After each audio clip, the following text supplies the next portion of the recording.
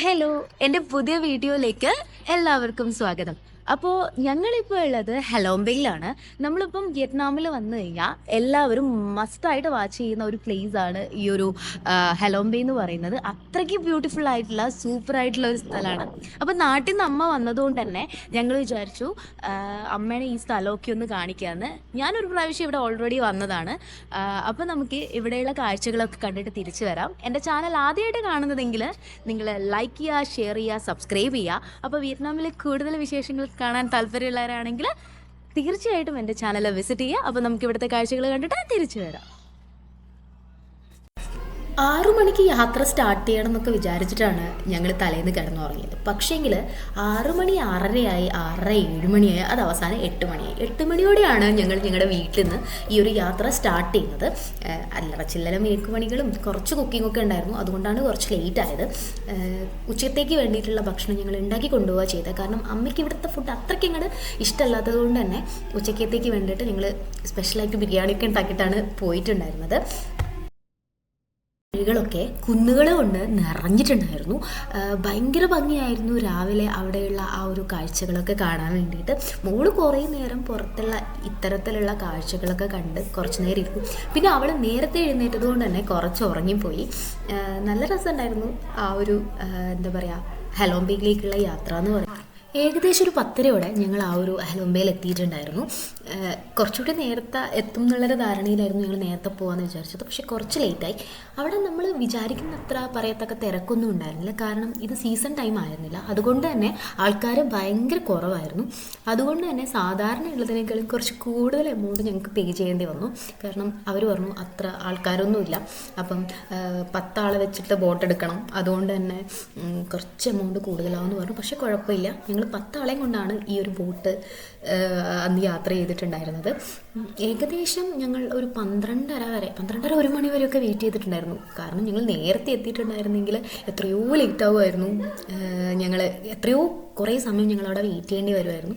പക്ഷെ ഒരു 1 മണിയൊക്കെ ആയപ്പോഴത്തേനും ഒരു 10 ആൾക്കാർ തികഞ്ഞതിന് ശേഷം ഞങ്ങൾ ബോട്ടിലേക്ക് കയറി. ഇതായിരുന്നു ഞങ്ങളുടെ ഹെലോംബെ ട്രിപ്പിന് വേണ്ടിയിട്ട് ഞങ്ങൾക്ക് കിട്ടിയിട്ടുണ്ടായിരുന്ന ബോട്ട് ഭയങ്കര സ്വീറ്റായിരുന്നു കാണാൻ, നല്ല ഭംഗിയുണ്ടായിരുന്നു. ഞങ്ങളെല്ലാവരും കുറച്ച് നേരം അവിടെ ഇരുന്നു. കുറച്ച് നേരമല്ല, കുറേ നേരം അവിടെ നിന്നിരുന്ന് ബാക്കിയുള്ള ആളുകളെ വെയിറ്റ് ചെയ്തിരുന്നു. അങ്ങനെ 10 ആൾ ഏകദേശം ആയതിനു ശേഷം ഞങ്ങൾ മെല്ലെ ഞങ്ങളുടെ യാത്ര ആരംഭിച്ചിട്ടുണ്ടായിരുന്നു. കമ്പാരിറ്റീവ്ലി ചെറിയ റൂട്ടാണ് ഞങ്ങൾ ഇതിന് വേണ്ടിയിട്ട് സെലക്ട് ചെയ്തിട്ടുണ്ടായിരുന്നത്.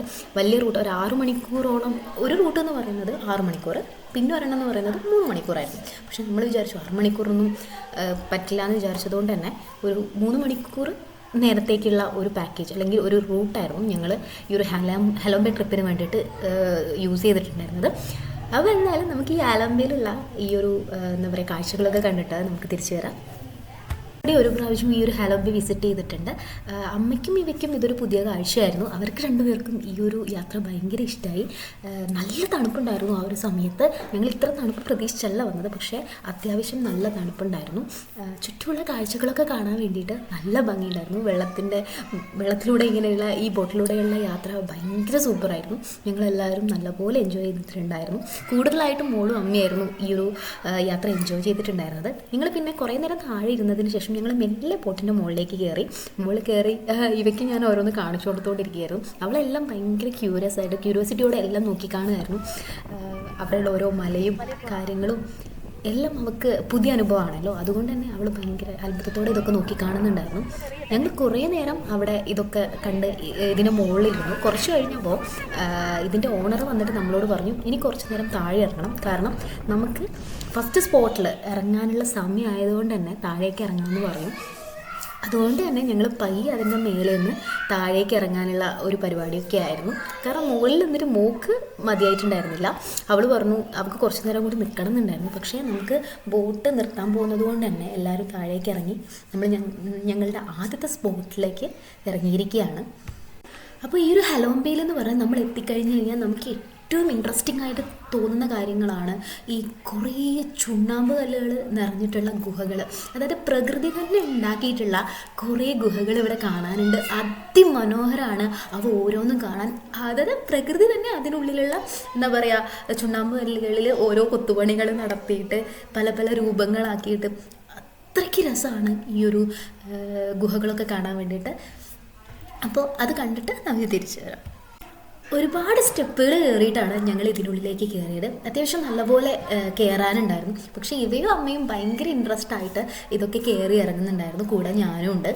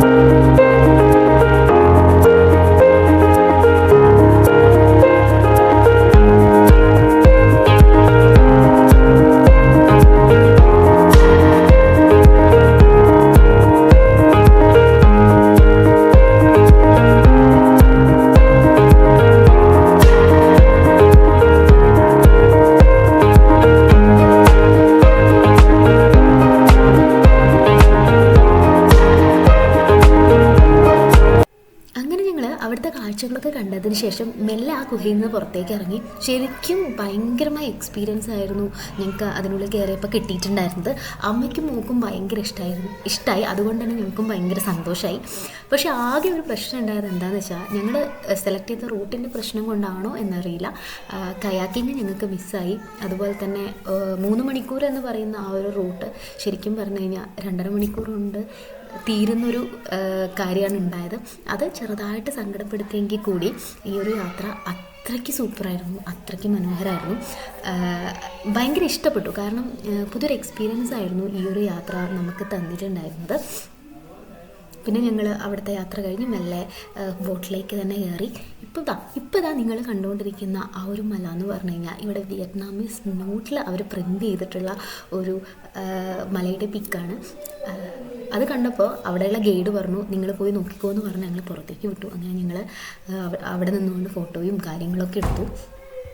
വിയറ്റ്നാമിൽ വന്നു കഴിഞ്ഞാൽ തീർച്ചയായിട്ടും നിങ്ങൾ ഒരിക്കലും ഈ ഒരു ഹലോംബേയിലേക്കുള്ള ട്രിപ്പ് മിസ് ചെയ്യാതിരിക്കുക. കാരണം അത്രയ്ക്ക് ബ്യൂട്ടിഫുൾ ആയിട്ടുള്ള ഒരു എക്സ്പീരിയൻസ് ആണ് നമുക്കിത് തരുന്നത്. കാരണം സമുദ്രനിരപ്പിൽ ഉയർന്നു നിൽക്കുന്ന കുറേ ചുണ്ണാമ്പ് മലകൾ, അതും നിരനിരയായിട്ട് 100ഓളം ചുണ്ണാമ്പ് മലകളാണ് ഇവിടെ സ്ഥിതി ചെയ്യുന്നത്. ശരിക്കും അത് ഭയങ്കര രസമുള്ള കാഴ്ചയാണ്. അതുപോലെ തന്നെ പ്രകൃതി തന്നെ ഉണ്ടാക്കിയിട്ടുള്ള ഗുഹകൾ, പ്രകൃതിയുടെ കുറേ കലാവിരുതുകൾ, അങ്ങനെ ഹലോംബെ എന്ന് പറയുന്നത് ഭയങ്കര എന്താ പറയുക, അതിശയങ്ങൾ കൊണ്ട് സമ്പന്നമായിട്ടുള്ള ഒരു പ്രദേശമാണ്. അപ്പോൾ എന്തായാലും ഇവിടെ വിസിറ്റ് ചെയ്യുക. പിന്നെ ഇത്തരത്തിലുള്ള വിയറ്റ്നാമിലെ കാഴ്ചകൾ കാണാൻ താല്പര്യമുള്ളവരാണ് നിങ്ങൾ എൻ്റെ ചാനൽ ലൈക്ക് ചെയ്യുക, ഷെയർ ചെയ്യുക, സബ്സ്ക്രൈബ് ചെയ്യുക. അപ്പോൾ പുതിയൊരു വീഡിയോ ആയിട്ട് കാണുന്നത് വരെ ബൈ.